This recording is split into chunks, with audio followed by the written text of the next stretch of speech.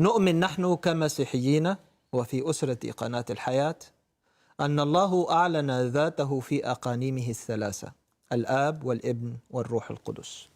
والأقانيم الثلاثة واحد في الجوهر، ومتساوون في الأزلية والقدرة والمجد، ومتحدون اتحادا تاما وكاملا ومطلقا، ومتميزون بغير انفصال.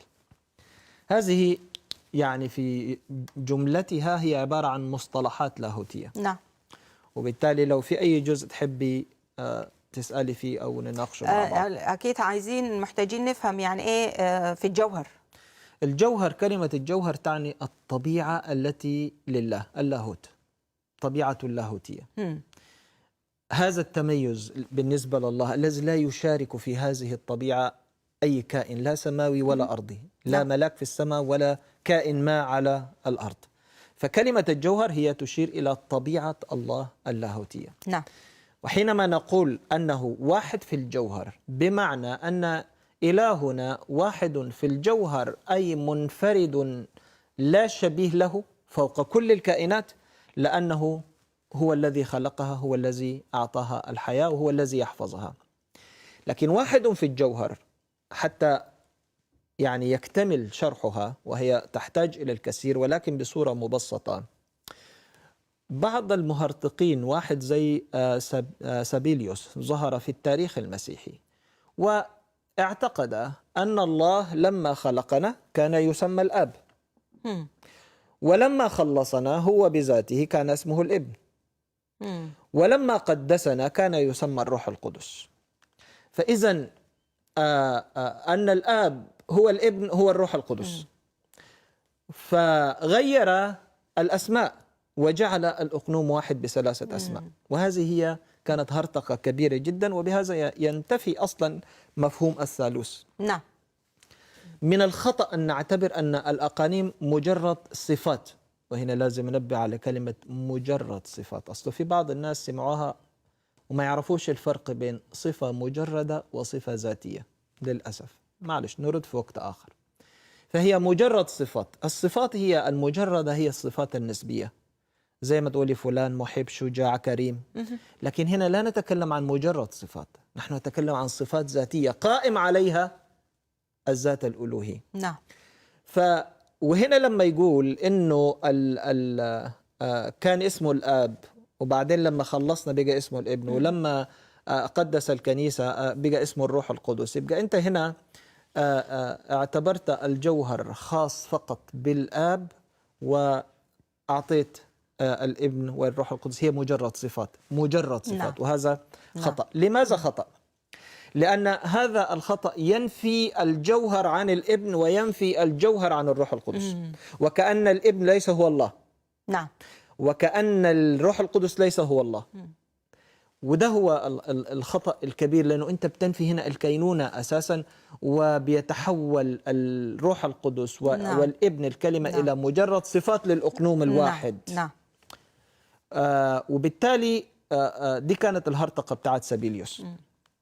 لكن لا يمكن أنه يكون كلمة الله أي عقل الله ليس هو الله.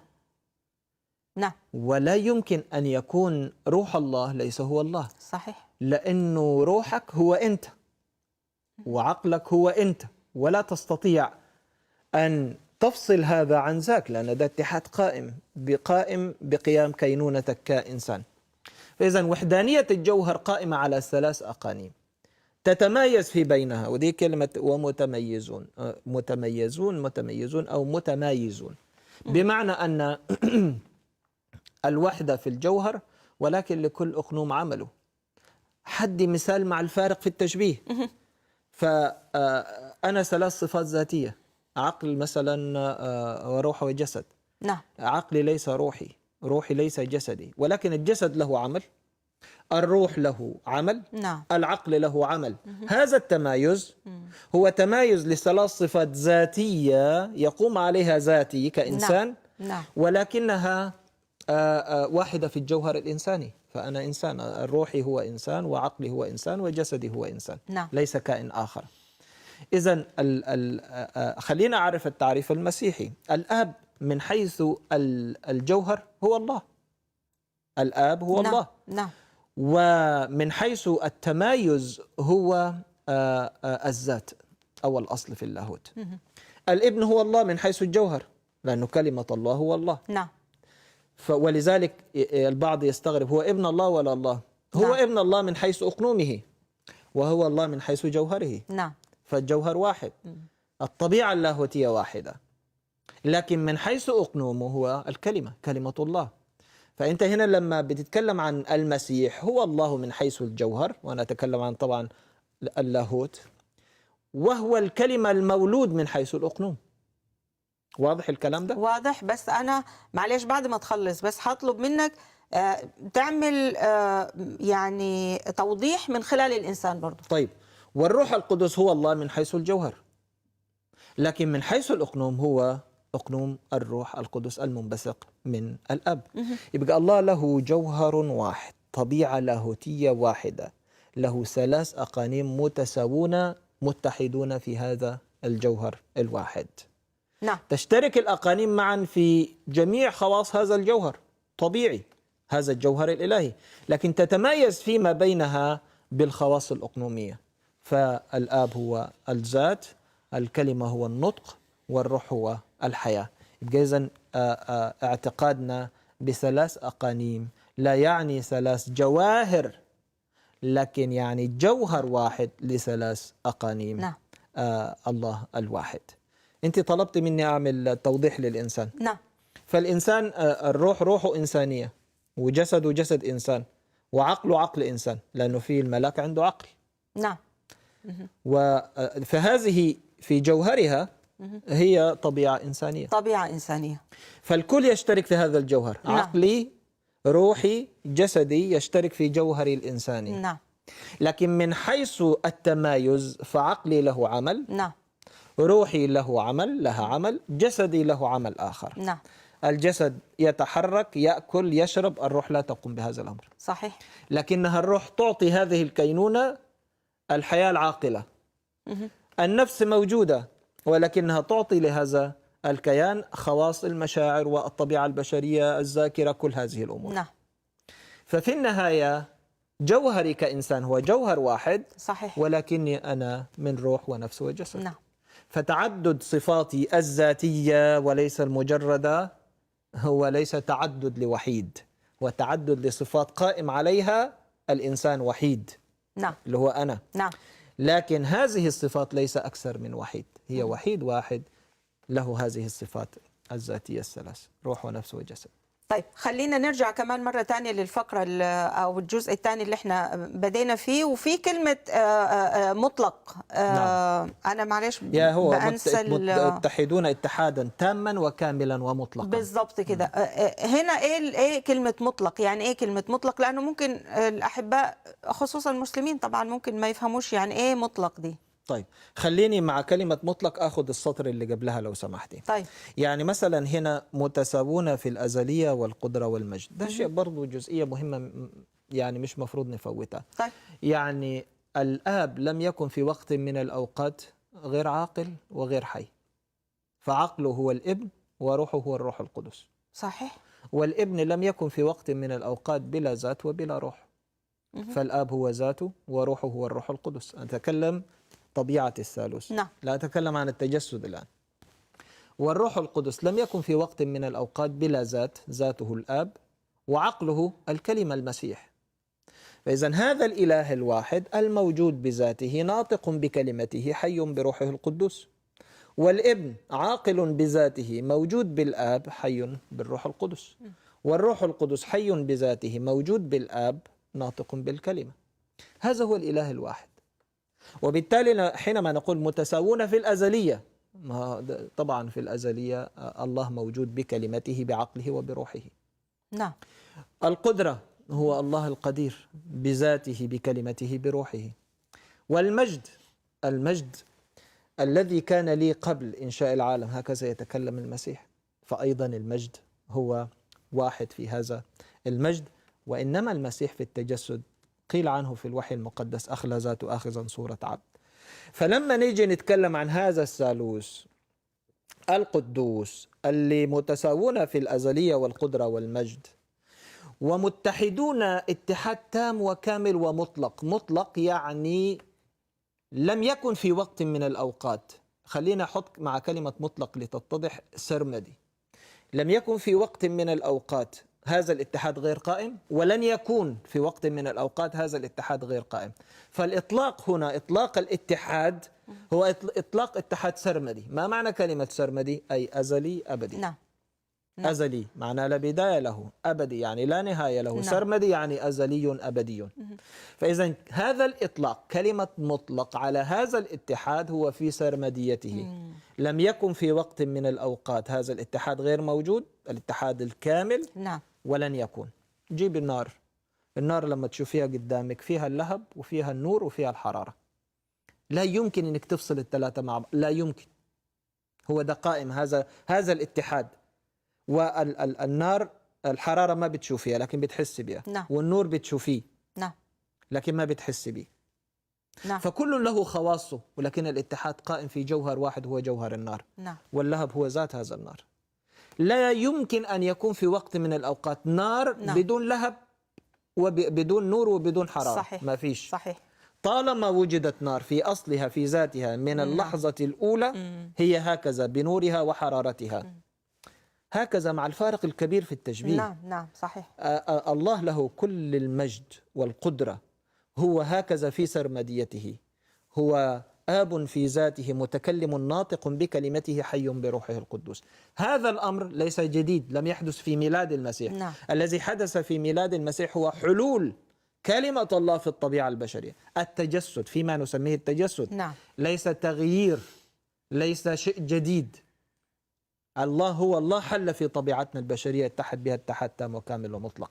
ده كان هذه الجزئية. لو عندك فيها أي. طب أنا عندي بس سؤال. زمان كان الأحباء المسلمين دايما بيطرحوا السؤال ده: هو ليه إلهكم معقد كده ومش مفهوم وحاجات كثيرة فيه؟ ليه ما يكونش إله بسيط؟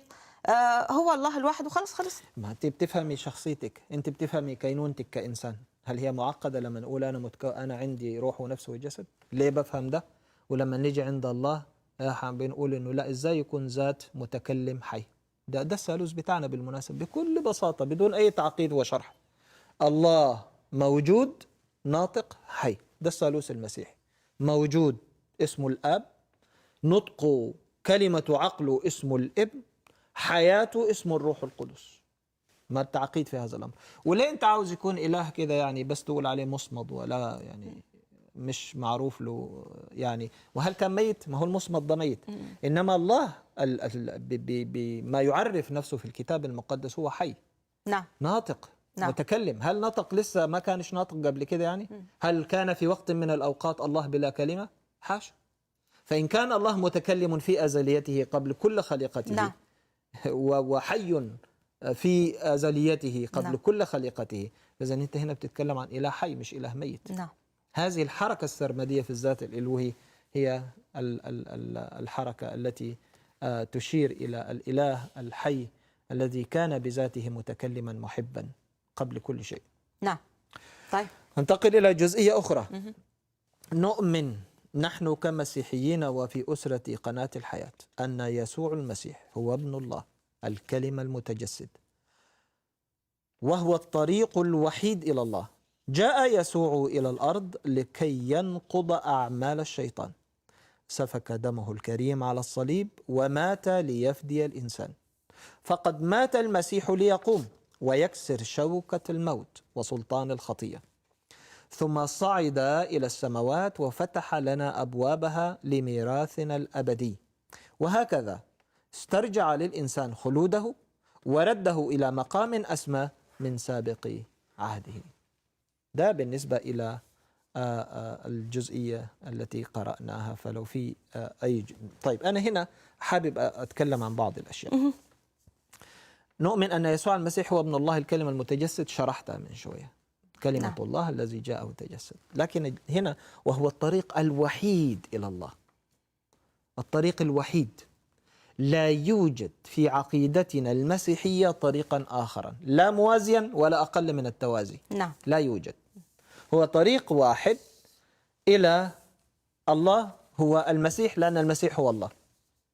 وضع ذاته طريقا لذاته لأنه يعرف عجز الإنسان، وأرسل أنبياء عبر التاريخ ليؤكد على هذه الحقيقة. الإنسان عاجز، كان حجته يحتاج إلى شريعة، أعطيت له شريعة فأماتته، حكمت عليه بالموت، حكمت عليه أنه عاجز لم يستطع أن ينفذ بنود هذه الوصية، وبالتالي احتاج إلى الخلاص من الله بذاته.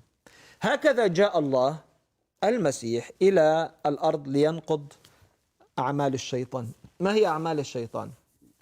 الموت، سيادة الخطية بموتها على الإنسان، سلطان الموت الأبدي. هكذا بصليبه المبارك وبموته وقيامته كسر المسيح هذا الموت. ولاحظ هنا في تعبير مهم جدا أحب أشير لي. هذا التعبير اللاهوتي من الطراز الأول في عقيدتنا المسيحية. فقد مات المسيح ليقوم. وهناك فرق ليس على مستوى العقيدة ولكن على مستوى الشرح. أن المسيح مات وقام، نعم، فعلى مستوى العقيدة الأمر متساو تماما. لكن على مستوى الشرح أريد أن أقول لك أن المسيح لم يمت مصادفة، لم يمت رغم عنه، لم يمت وهو لم يكن يدري. المسيح له كل المجد مات ليقوم. ده فرق كبير جدا. أن فلان ذهب إلى الغابة وقتل أسدا، أو فلان ذهب إلى الغابة ليقتل الأسد، فهو ذهب ليقتله. فالمسيح له كل المجد جاء إلى عالمنا، دخل إلى إطارنا كبشر، ودخل إلى إطار الموت بإرادته. وده طبعا كلام هو قال: ولي سلطان أن أضعها ولي سلطان أن أخذها، أيضا هذه الوصية قبلتها من أبي، إلى آخره. دخل إلى إطار الموت، استقبل الموت في طبيعته لكي يهزم الموت. لا يستطيع أحد أن يهزم الموت، غلب الكل هذا الموت. لكن المسيح حينما استقبل الموت في طبيعته هزم الموت وكسره.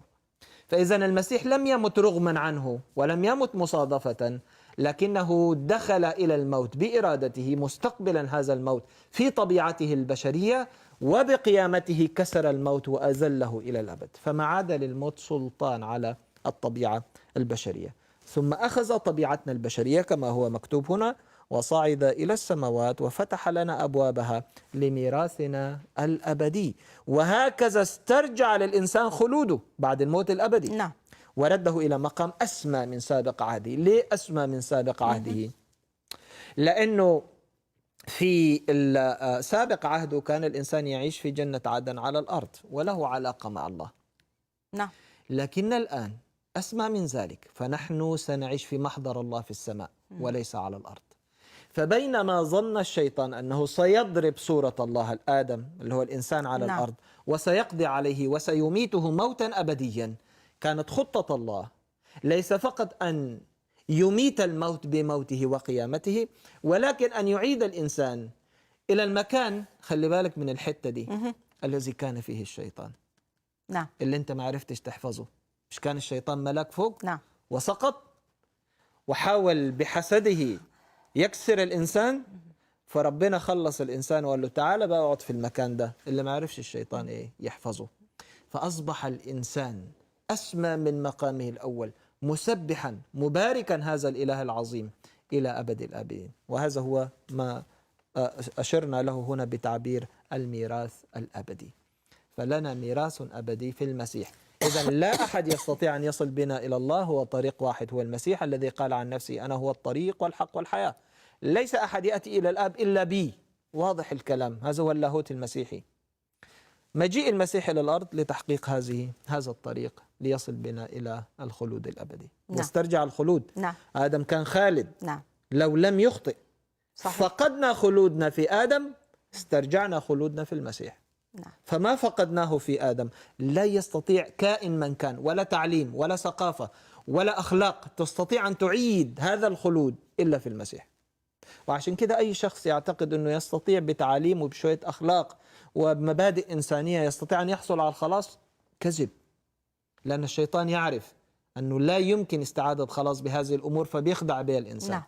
نعم. الخلاص فقط والحياة الأبدية والخلود نسترجع في من كسر الموت ولم يوجد على وجه الأرض من كسر الموت وقام غير المسيح، له كل المجد. نعم، امين امين.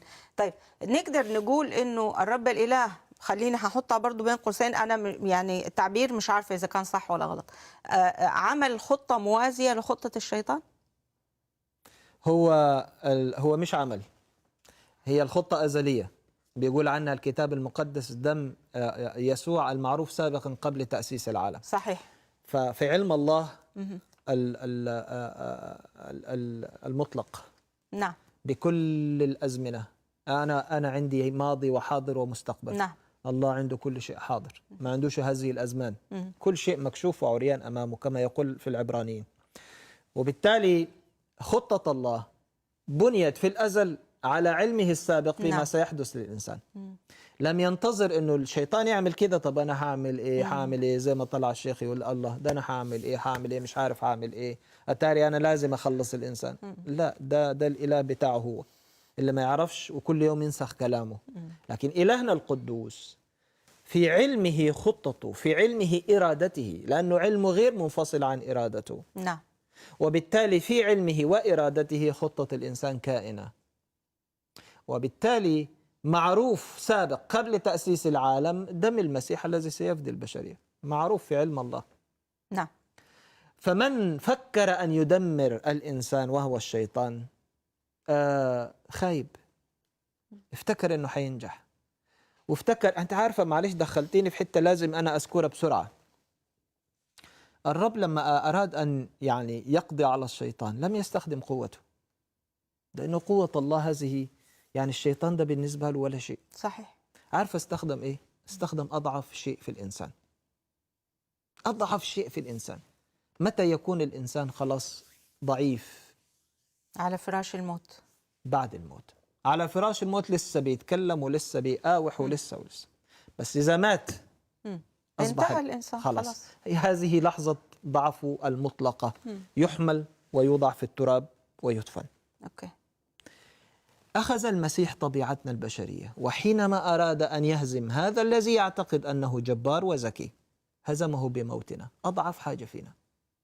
لم يهزمه بقوة، لم يهزمه بجبروت، وإنما قال له بموت الإنسان سأهزمك.